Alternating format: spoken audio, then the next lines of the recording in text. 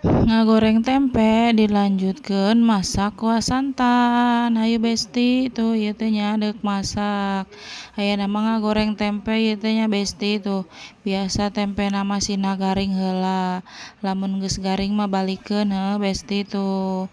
Tere asak ieu teh geus asak tinggal diangkat tuh ieu teh tuh. Terus ayeuna mah tinggal ngagoreng hayam ieu teh nya, aya ayam upin ipin gorengkeun tuh. Tu sabaraha siki teh 5 siki meureunan besti heuh kete dicampurkeun jeung lauk deuk dimasakna di kuah sing loba kuahna tong poho. Tuh besti ieu teh balikeun tinggal ngagoreng lauk. Mun geus ngagoreng lauk ieu nya besti laukna diangkat teh ieu teh tuh geus asak. Ayeuna mah ieu teh tinggal ngagoreng lauk hiji deui teh lauk kue nya.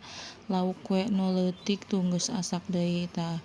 Ieu teh bumbuna geus meunang ngablender. Diongsang-oseng tambahkeun bumbu aromatik biasa salam sereh laja.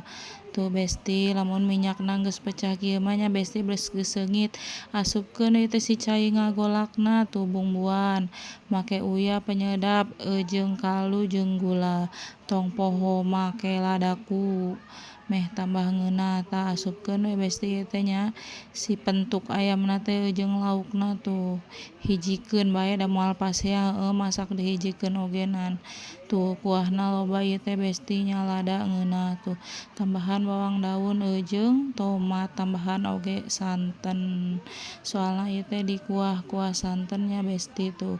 Geus asak we ieu teh hayu besti nuhun tos nongton videona.